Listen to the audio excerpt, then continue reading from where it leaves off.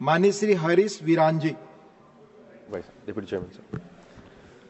Sir, in the preamble of the Constitution, it begins with "we the people." So the people is the ultimate factor in a democracy, and we are the mother of the democracy. But as far as right to voting is concerned, it is not mentioned as either fundamental right or constitutional right. Now, there have been various judgments of the Supreme Court where some say it is a statutory right, some say it is a constitutional right, some says that voting itself is an integral part, basic feature of the Constitution. So there is no clarity as to the rights of the people to vote. So therefore, I would suggest at this point of time that the right to vote should be made as a fundamental right in the Constitution itself. Now, sir, the fundamental motto of Election Commission itself is that everyone should vote. Now, if everyone should vote, all Indian citizens who are entitled to vote should be eligible to vote. Now, sir, we have got some 40 crores migrant laborers within the country who are unable to vote because they are not in that particular native or constituency where they have the power to vote. Similar is these non-resident Indians who have gone outside the country for the purpose of employment. So there have been instances in the past where a bill was introduced in the Lok Sabha, which was passed by the Lok Sabha, saying that there has to be a remote voting facility for the non-resident Indians as well as for the migrant laborers. I would recommend that this particular section of the category of Indian citizens also be entitled to vote. Now, sir, as far as the electoral process is concerned, sir, transparency is the key, sir. Now, if there is no transparency, the public will lose faith, sir. Now, there have been several instances where in the electoral process, the transparency has lost sight of.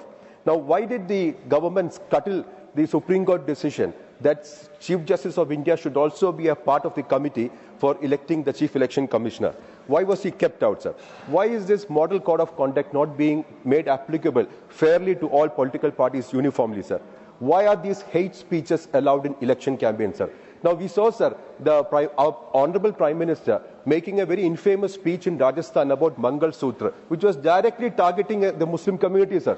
No one took action on that, sir. There is a provision in the Representation of People's Act that if there is a hate campaign, that particular election itself should be made void. So all the elections of these BJP MPs should have been void if that particular provision under the Representation of People's Act would have been invoked, sir. But nothing is being invoked, sir, although we have got the law, sir. Now, sir, there are peculiar situations. You always say Election Commission taking a decision and it is the BJP coming up and defending that particular decision of the Election Commission. Sir, they are two different entities altogether, sir. Why should the BJP come? Now, here also in this discussion, sir, it was the Treasury benches who are up in arms and saying that the SIR has to be done, whatever Election Commission is doing is correct. It is not their role, sir. It is the role of the Election Commission to come up and say that, yes, we are doing a good role, we are doing it transparent, we are doing it. But then there is no difference. There is no difference as far as the Election Commission and BJP is concerned from whatever voices we are hearing from the Treasury bench, sir. Now, sir, what I have to say is that there has just 30 seconds more, sir. Conclude. There has to be a level playing field, sir. The Election Commission should actually engage with the opposition, sir. We have a lot to say, sir, but they're not engaging with it. This is a democracy, sir. This is a democratic process, sir. Now, this money power of the political party, sir, is a major concern, sir.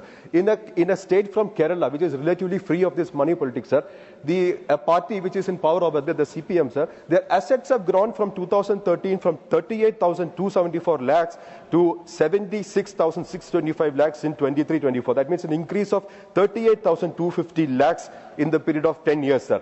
Now, sir, these are the problems which we are facing, sir. I recommend that these suggestions be incorporated into the electoral reform, sir. Thank you very much. Thank you. Mani Shri Suren Singh Nagar ji. धन्यवाद उपसभापति जी।